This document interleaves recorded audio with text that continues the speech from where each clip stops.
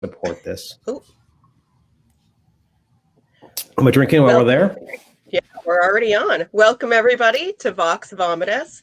I am your host, Jennifer Ann Gordon, the author of Beautiful, Frightening, and Silent, and From Daylight to Madness. I'm joined today by my Vox Vomitus vixen, Allison Martine, author of Dibs and Since September, also known as the Bourbon Books.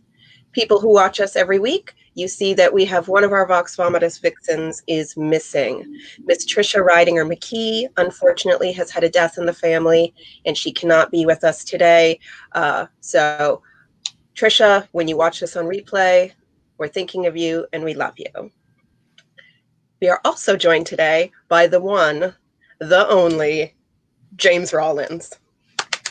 Thanks. Very generous introduction.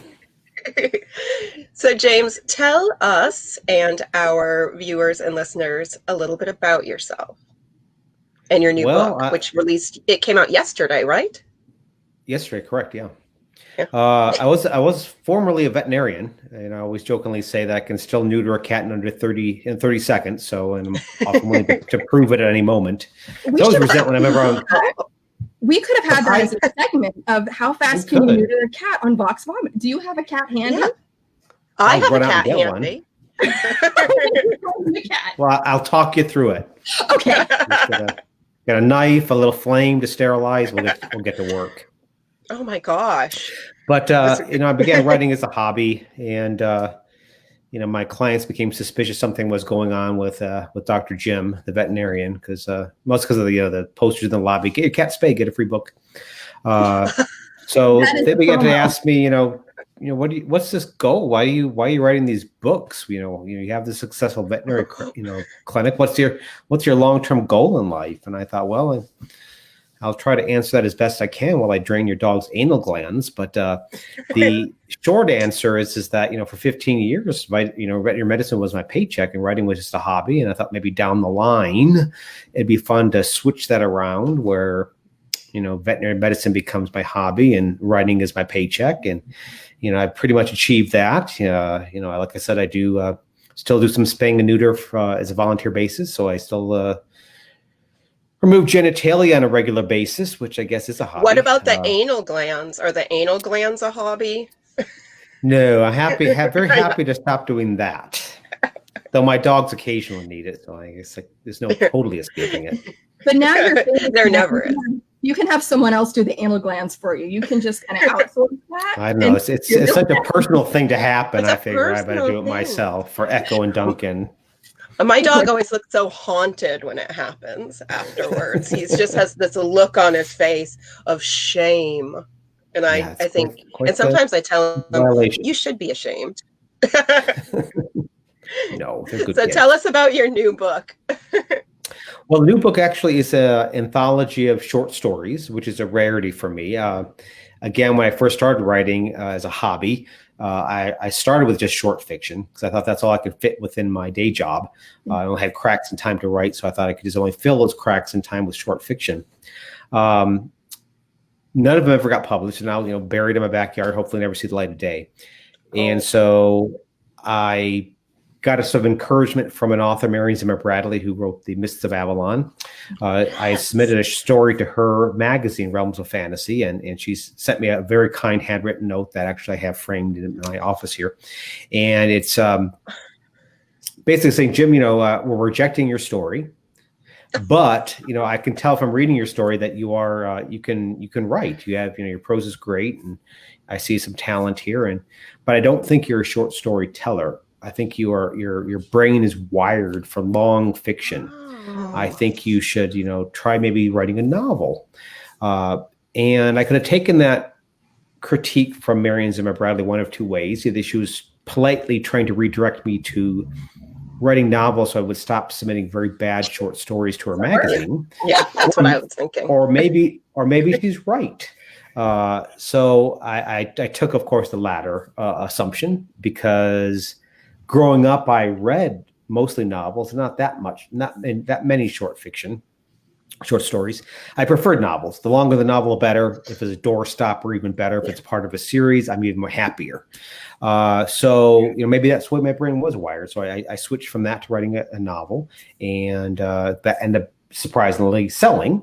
So she clearly was correct, Marion Zimmer Bradley. But since then, I've got requests over the years from various authors or anthologists or anybody about, hey, would you submit a short story to our collection? George R. R. Martin approached me, so who's going to say no to George R. R. Martin when he asks you to submit a story? So I said yes, and R.L. Stein asked me to do it. So it's hard to resist that. Sorry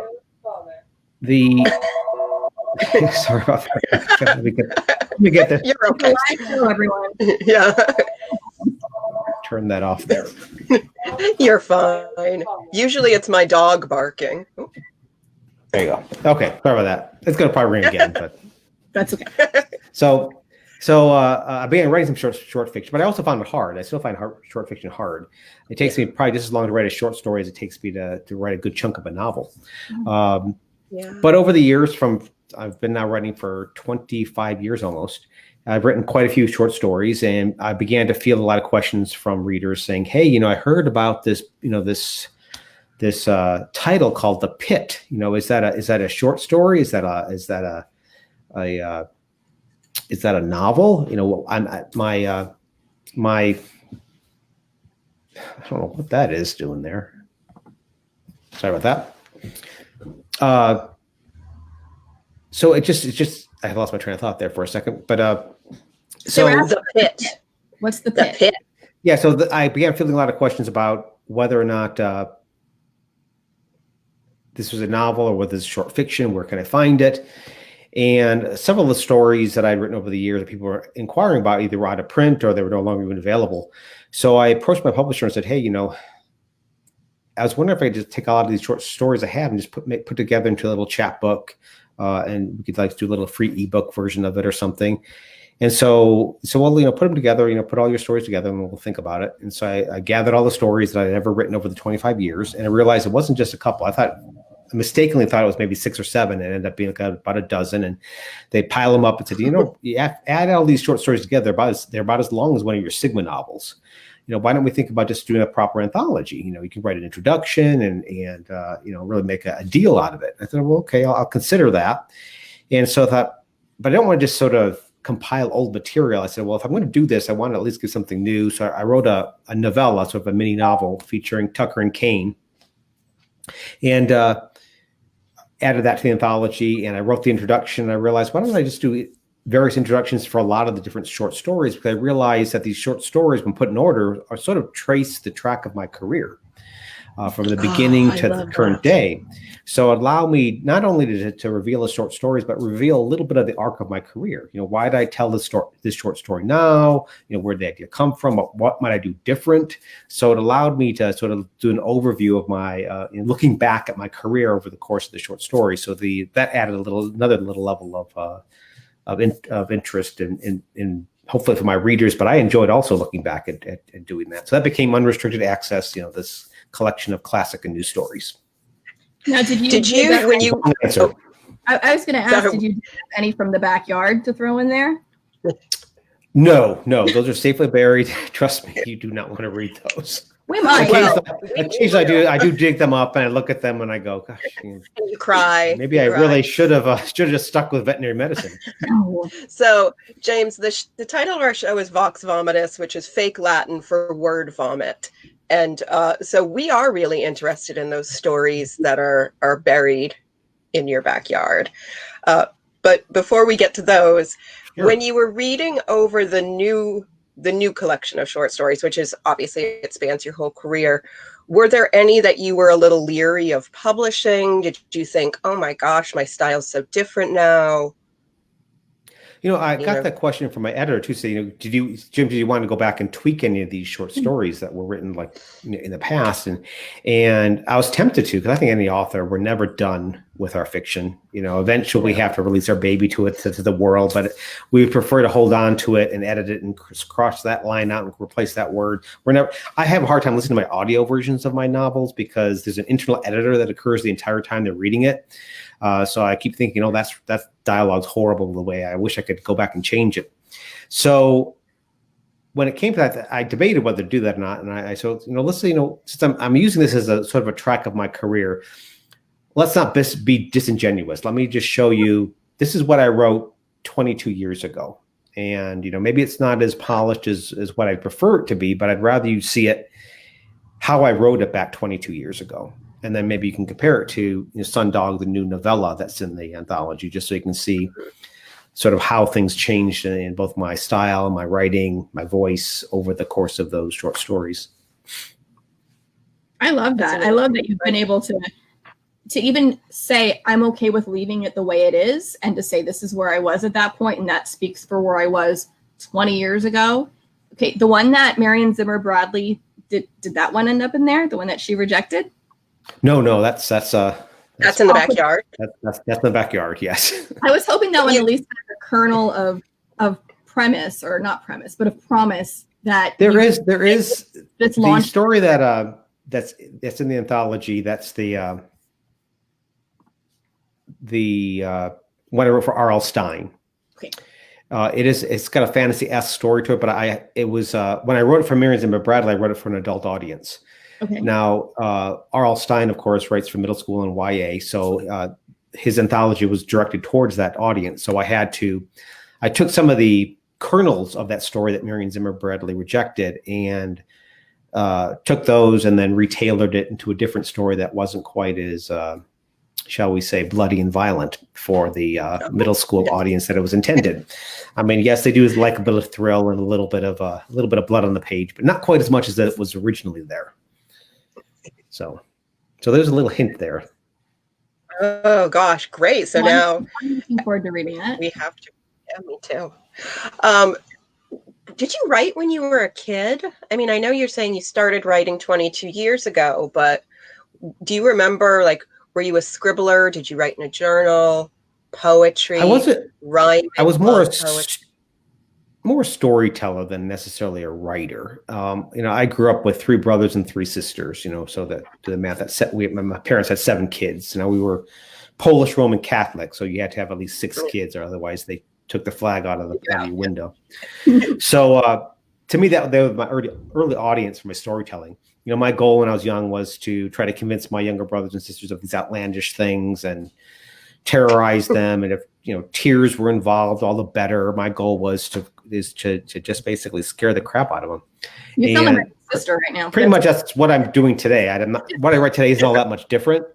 I was going to say, I think you're describing your novels. Exactly. So occasionally I hear, I've taught writing in the past, and I fought against that old adage, you can't teach somebody to write. And I don't agree with that, because I've taught writing. So that'd be rather, again, disingenuous of me if I taught writing when I didn't think I could teach writing. But I think you can teach people the tools on how to become a better writer. Because there's toolboxes that I always lean on when I write. Little tools I take out occasionally to jigger my stories, whether it's how to attach my readers to my characters, how to make their characters more sympathetic. There's tricks to doing that, and I can teach you those tricks. Animals. But what I can't teach you to do is to exactly, to basically have your character love an animal. Then suddenly you're more appealing.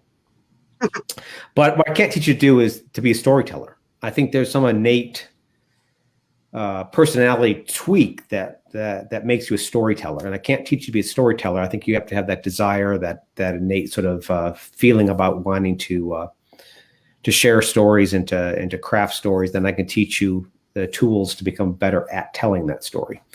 So again, 3 brothers and 3 sisters. I like storytelling, but I also like to read. I read avidly growing up. And I think that's like throwing gasoline on that twisted cord of that storytelling part of my personality. And I think anybody that has that combination, there's going to be that little voice in the back of your head. I want to do this one day. I want to do this one day. I want to walk into a bookstore and see my book on a shelf. Or I want to open up that magazine and see my short story published. But it never seemed seemed like a pipe dream. I was under the misconception that you had to have some type of literary background to be a successful writer. You had to be the great grandson of Mark Twain or Fitzgerald's, second cousin. It didn't seem like that. The map wasn't clear on how to even do that. You do this, and this, you can become a successful veterinarian. You can do this, and fail horribly as a writer. So I took the more well-trodden path towards veterinary medicine because I loved animals and I loved science, and that just made sense. But I couldn't quite let go of this desire to eventually maybe tell my own story. 'Cause I kept reading, even when I was going to vet school and afterwards. I was still an avid reader, and eventually I joined a writing club in Sacramento, California. And mostly as a hobby. I joined a critique group I'm with that same critique group that was reading that stuff that's buried in my backyard. They're the ones that critiqued my latest Sigma novel that they're reading right now. That's going to come out next year. So they're my 12 first readers. I've been with them now for almost 30 years. If you go back to the before I was ever published. Those are some readers there. I love that. Yeah, they're a great group. They come from various backgrounds. I like the fact that I'm getting many different eyeballs on that work that aren't mine. So and many different viewpoints. So that if there's something I think that's on the page that's not there, they're going to point it out. Now, after so many years, and after I'm working on my 38th novel at this point. I expect them to bow down when I enter the room, but they don't. They still hold my feet to the fire, which I appreciate. I need that authenticity, that honesty. Yeah. So they must know all of your. Oops, sorry, Allison. No, I was saying we need all these. Go ahead, Jen. Oh, I was just gonna say they must know like all your tricks now, or I would say not tricks, but like I'm sure you have bad writing habits. Everybody has bad writing habits, even James Rollins. So of course, are there any of them that have said, you've been doing the same thing that drives me crazy for 38 novels? Yes, because unfortunately if you're reading my novels, let's look at my Sigma novels. There's a lot of history, a lot of science, a lot of research involved in crafting those stories. And unfortunately, I make my first readers read all of my research. They get the first, the info dump scenes, where characters go on for 30 pages. When I wrote my book, Black Order, to understand the ending of that novel, you had to understand the basic tenets of quantum physics. Yeah. So at one point I had to stop the book and teach the reader the fundamentals of quantum physics. And initially that version was almost like 22 pages long.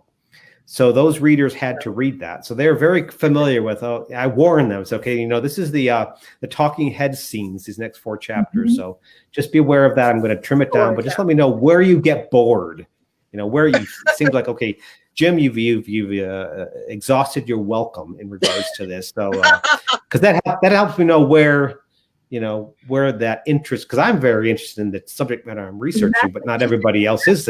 So It helps me to get their opinion on, where they get bored, so that I know, okay, this is time to, just to either break into another action scene or trim it down significantly so it's tighter, or a combination of both usually.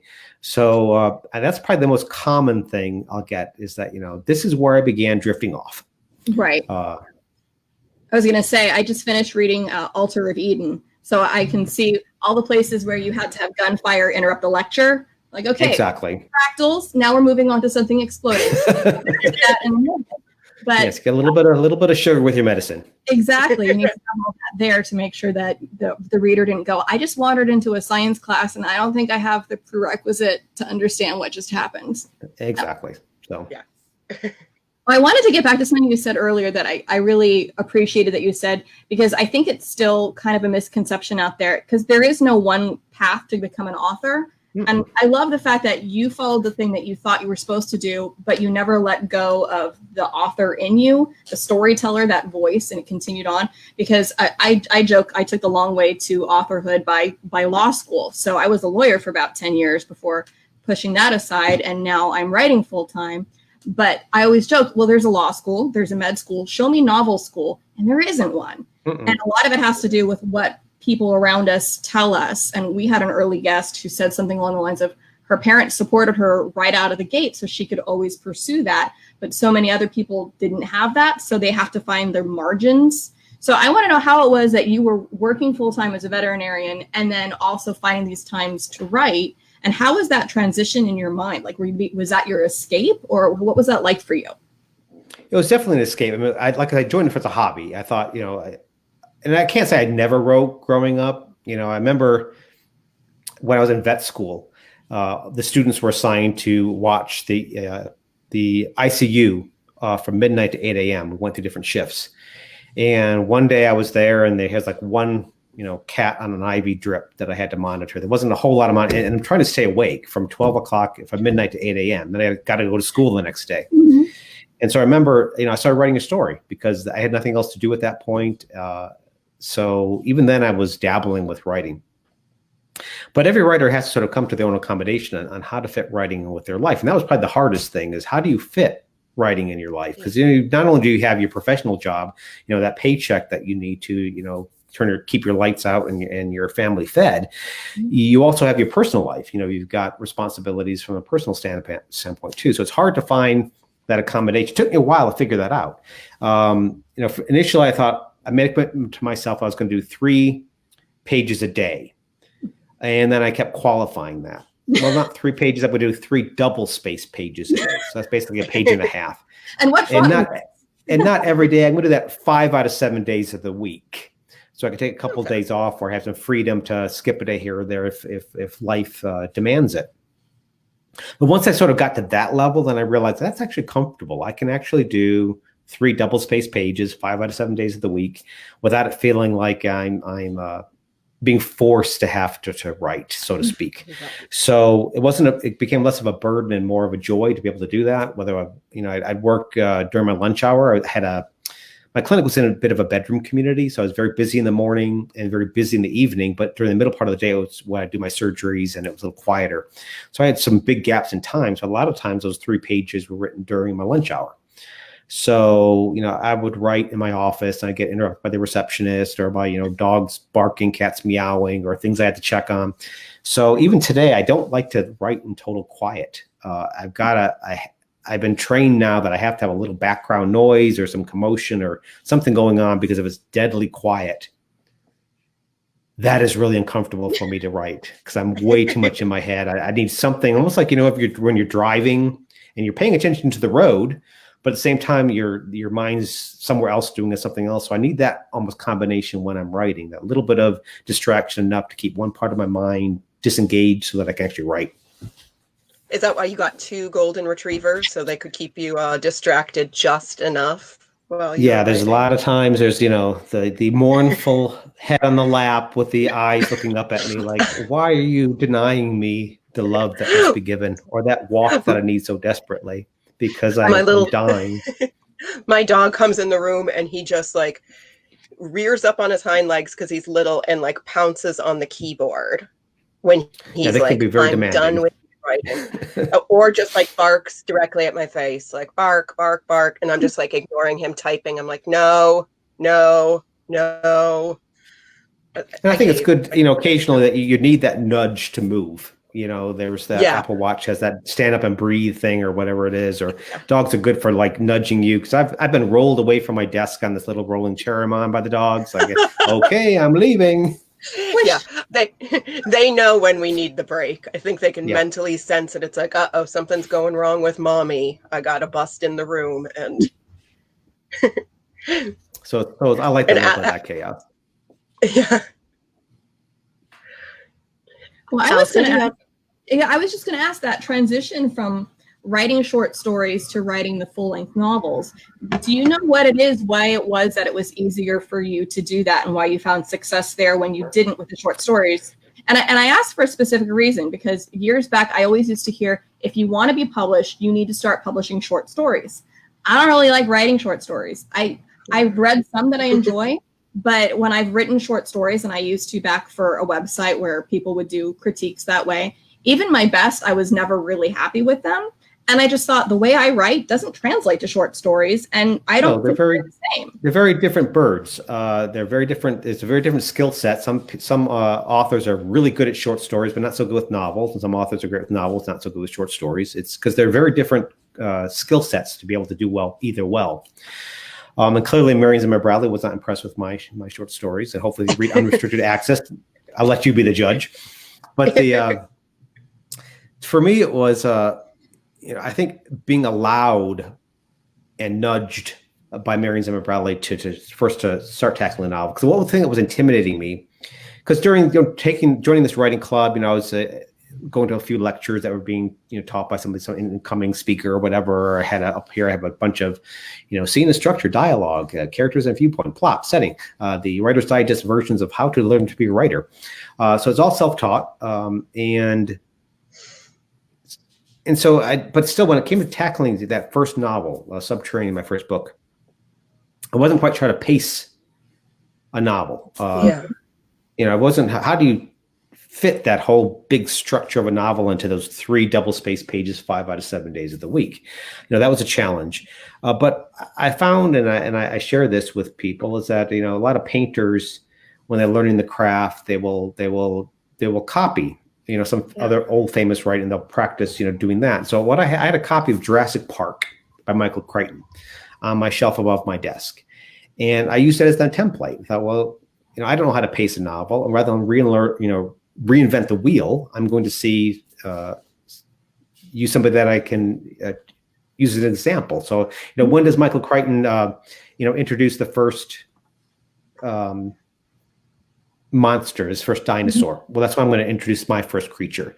When does the villain walk onto stage in Jurassic Park? Well, that's when my antagonist is going to step onto stage.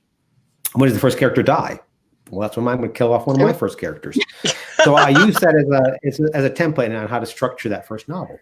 So, I definitely owe my career a lot to Michael Crichton, because he was my first instructor. And I emphasize that to whenever I teach writing too, is, there's the old adage that you should be writing every day.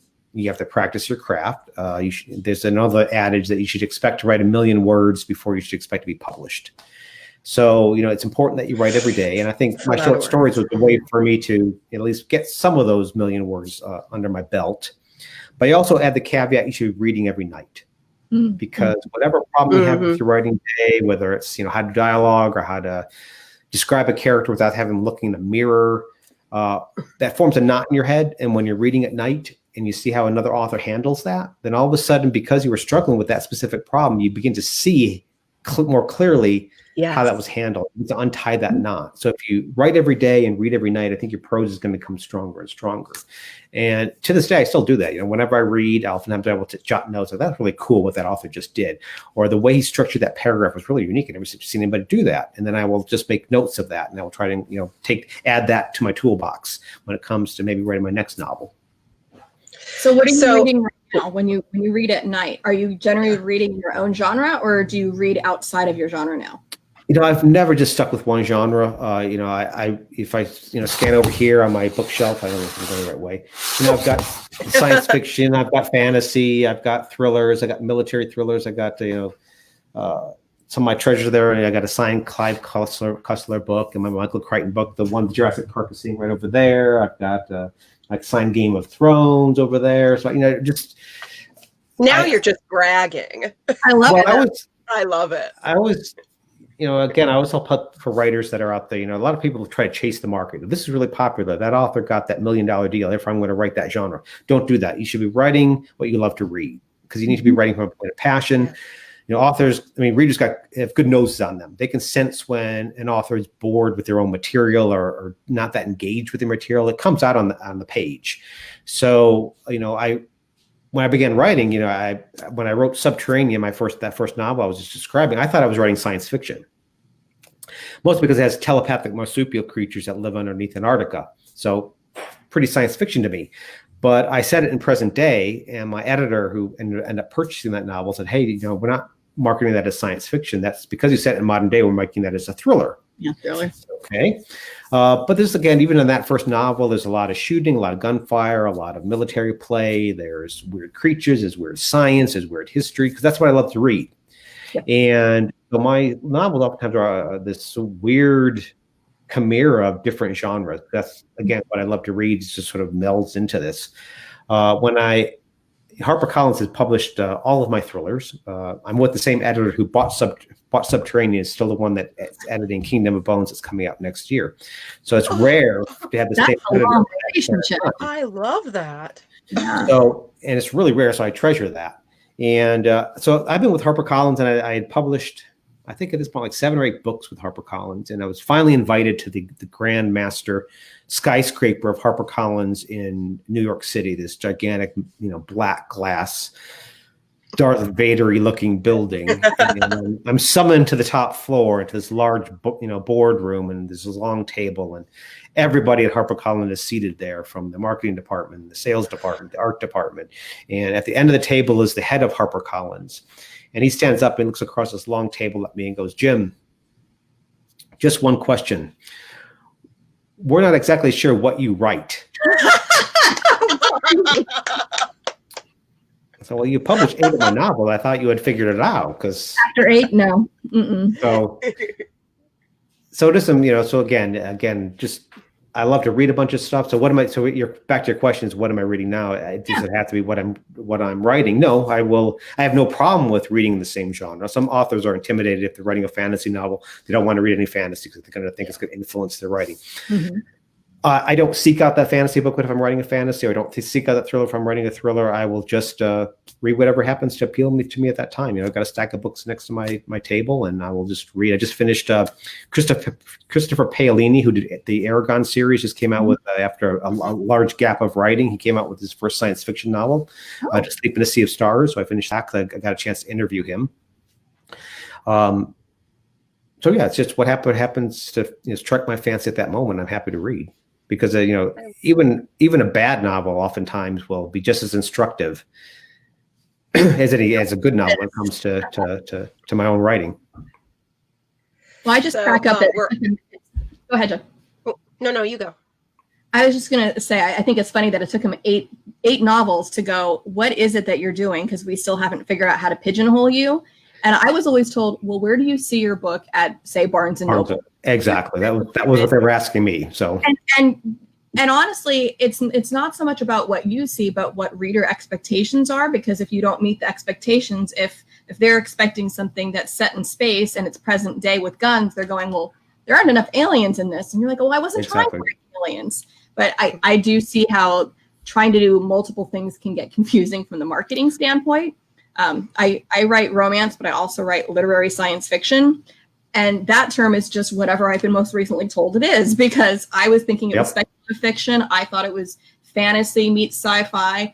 And if it eventually hits the shelves, maybe someone will tell me what shelf it gets put on, but I don't think I will have to. And that at that point, I'm just like, just publish it. I don't really care anymore. It's somewhere. Exactly. I mean, hopefully that cover flap will make it clear enough that, this isn't, there's going to be more of a shoot up than in a modern day setting than a space opera set up in, laser guns, Alpha Centauri galaxy. So, but yeah, I mean, I think it's important that there is maybe like a strong leaning towards one genre, but then there's nothing wrong with, spicing it up and doing something unique by folding in some other aspects of other tropes of another genre. I think that's what there's editors often tell people, we're looking for something new, something we've never seen before. If you actually gave that to them, their responses are, I've never seen this before. I don't know what to do with it. Yep. So the key is to give them what they're expecting, at the same time, maybe borrow some of those tools, those tropes from another genre to make that original genre feel newer and fresher than anybody's done before. I mean, look what with the Suki Sackhouse series with the vampires. Yeah. The vampires have been done to death, but who set them in, in deep in the South with a cast of Southern characters and gives this sort of a different spin on them. So the key is, yes, that's a vampire romance novel, but at the same time, you add all these things that from different genres that make it feel very different. Right. Well, they didn't all have telepathic waitresses. So there you go. Yeah, I was going to say, it was the bar that made that one different. So James, when you were asked, we don't know, when they said, we don't know what you write, what was your response to that? Did you say, well, I write?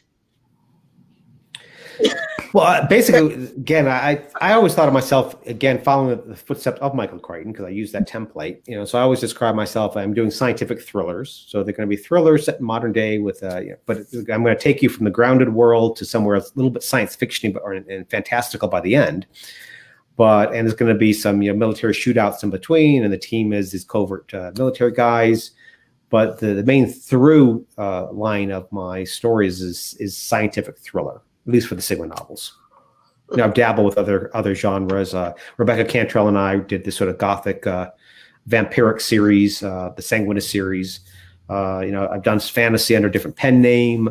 So whatever strikes my fancy. But again, it's usually, you need at least some main genre to call your novel. This is where you're going to put it in the Barnes and Nobles.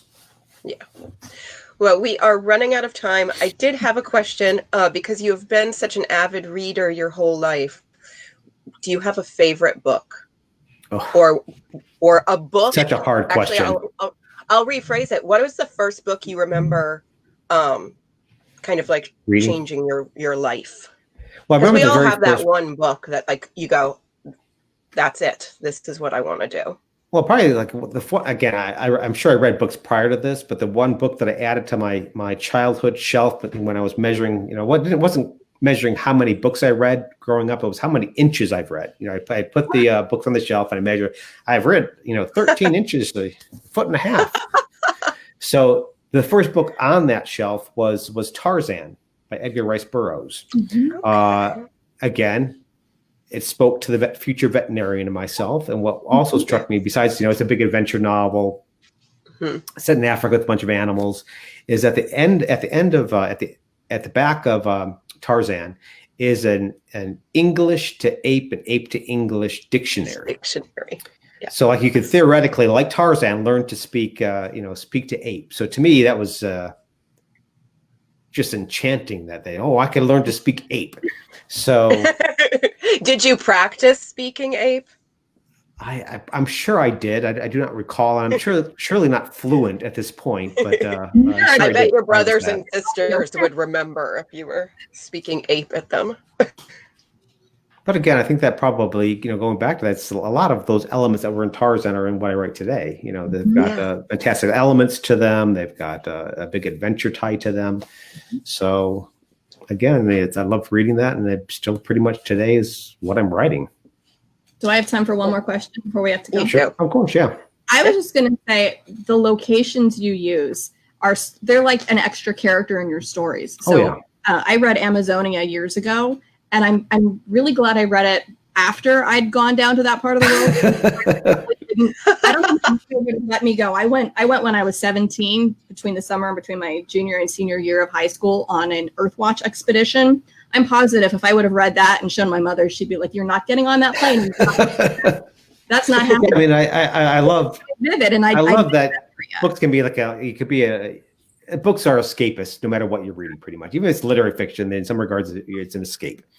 And for mine, I love my books to be a bit of a armchair vacation. I wrote my last Sigma novel, The Last Odyssey, was a big Mediterranean adventure. It took from one side of the Mediterranean to the other side of the Mediterranean. And that came out just at the end of March, just as COVID was hitting. So everybody was suddenly locked down. I was always describing, if you can't go to Europe anymore, you can't have that European vacation. But if you want a little experience of, a little bit of fun traveling across the breadth of the Mediterranean, check that book out. Because, I love to travel. I like to try to, again, instill some of that passion that I love when I travel. I like to walk up to a village and ask somebody, tell me something that nobody knows about your town, a secret nobody knows. And it's do this when you travel. It's so much fun. Because I don't know, because of the anonymity, they don't know who you are. They will tell you the most outlandish things sometimes. My book Crucible all came about because I asked that in a village in Spain. And I learned about this whole history of the Spanish Inquisition and this belief within small villages that the Spanish Inquisition is still ongoing. So to me, that became the crux of my novel Crucible, just because I happened to tap somebody on the shoulder and say, "Hey, tell me a secret about your village."